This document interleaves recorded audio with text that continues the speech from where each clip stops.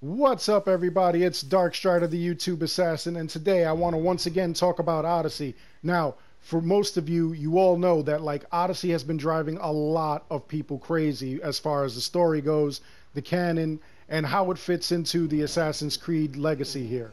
So, a lot of my viewers and subscribers have come together, and we've actually figured out a possible scenario that may please everyone as far as what's going on in Odyssey and how everything is happening, how the dialogue options, the romance options, and the multiple endings are actually going to fit into the game, make everything canon, and everyone will be happy with the results. So here it is presented, our take.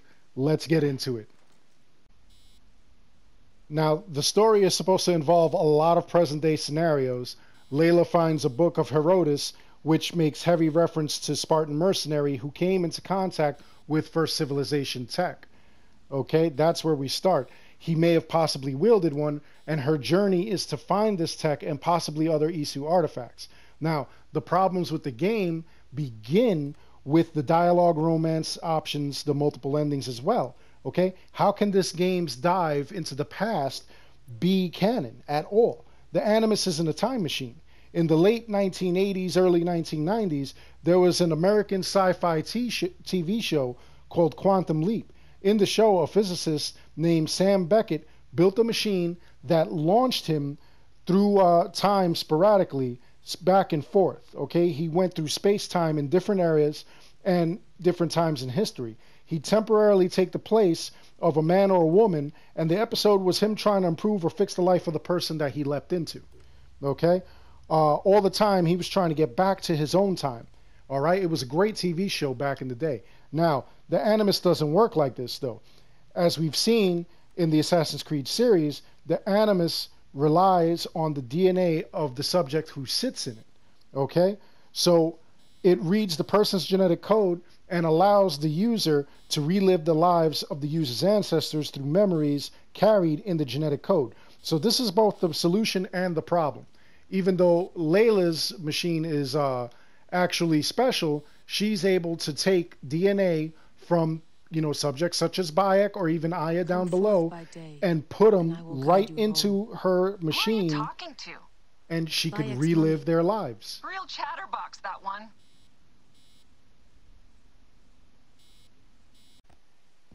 Now, initially, we're told that the DNA sample that Layla finds has two possible matches for the person she's trying to experience, which would be both Cassandra and Alexios.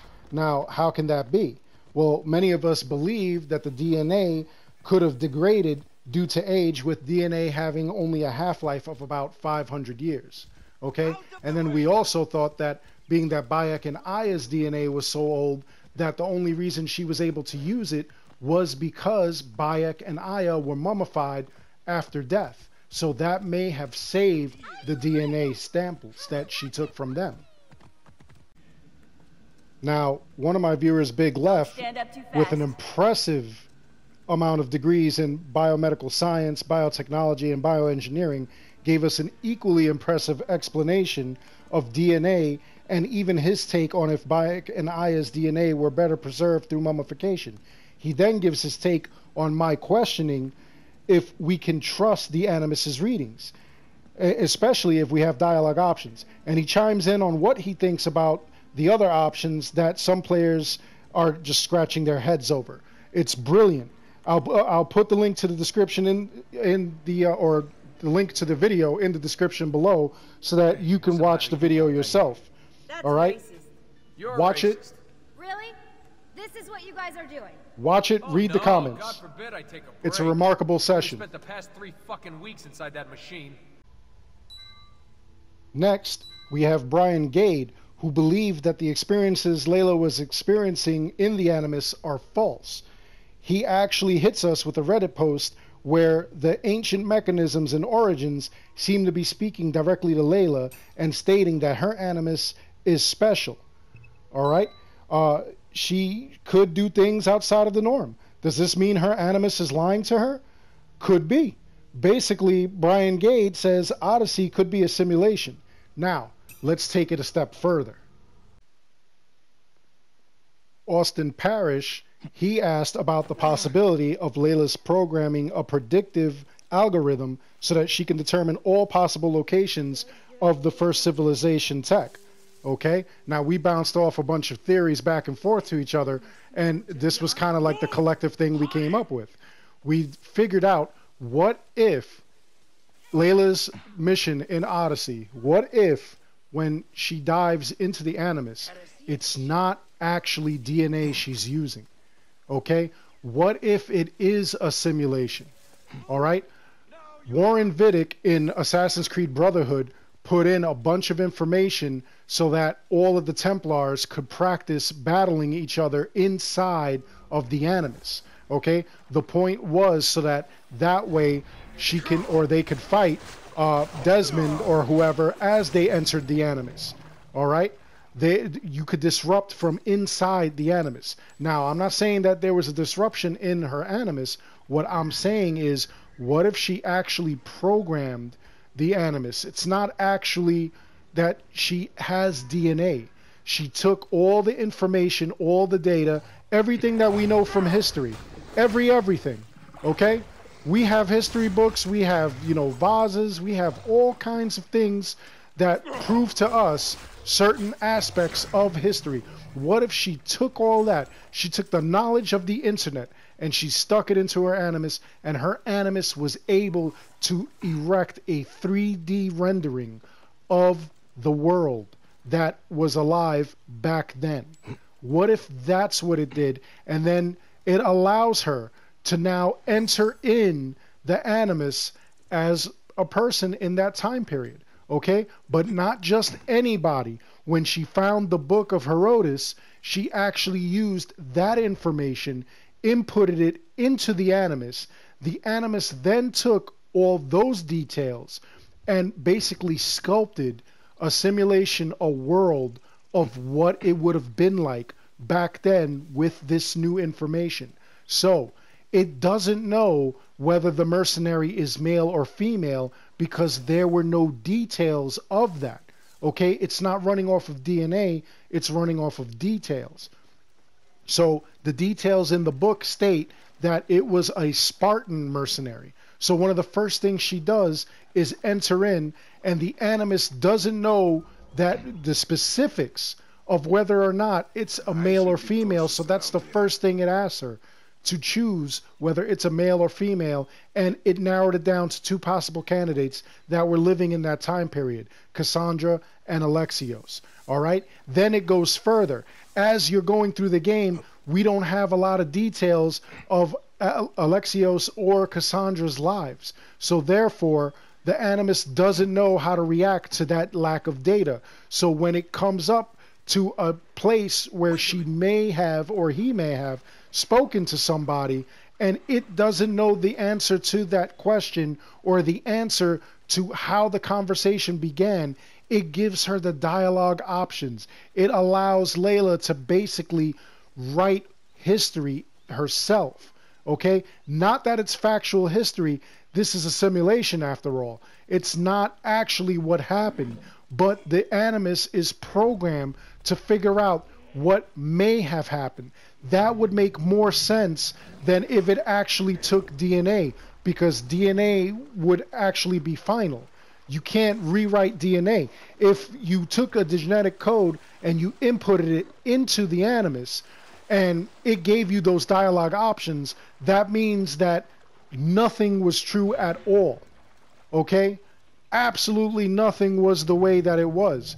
It would mean that it would rewrite, if you spoke to Socrates, it would rewrite Socrates' DNA. That's impossible. You know, the Animus is not a time machine, does not work that way. You're not quantum leaping into somebody else's life. You know, you're actually reliving a memory. That's what the Animus does.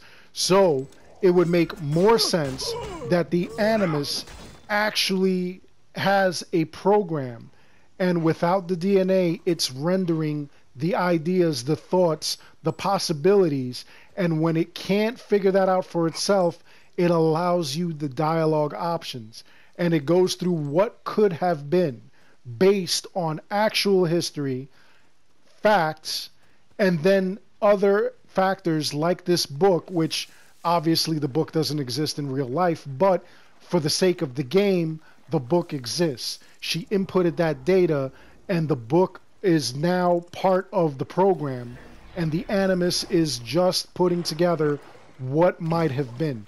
This would make more sense. I don't think that, you know, you could rewrite history. I don't think that it would work any other way. So when we're playing Assassin's Creed Odyssey, we may not be visiting genetic memory. We may actually be visiting a program.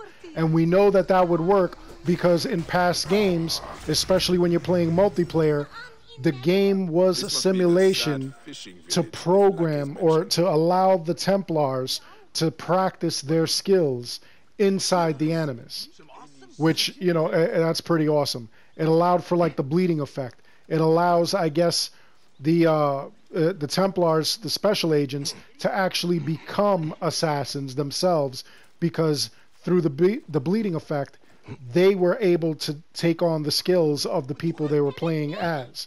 But of course, there were no instances where all those characters from Assassin's Creed 2, Assassin's Creed Brotherhood, or Revelations, there's no information that any of those Templars killed each other. So it had to be a simulation. And that's what we're going to go with here.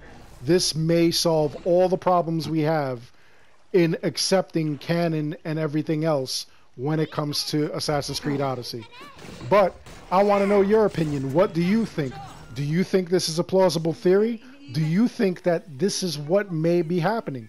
Do you think that that's a better idea than the whole genetic code thing? Let me know in the comments below.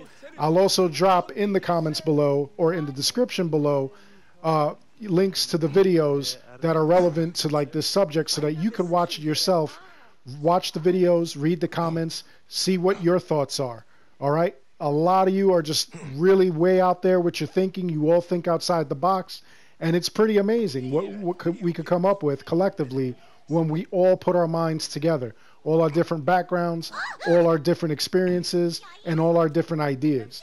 This was like really, really cool. Anyway, I hope you enjoyed this video. Please like and subscribe. It helps the channel out a lot. If you want to further assist me or even support me, consider supporting me on Patreon. For as little as $1 a month, I could try to bring you even better videos, better quality, better equipment, and more discussions like this more often. As always, thank you for watching.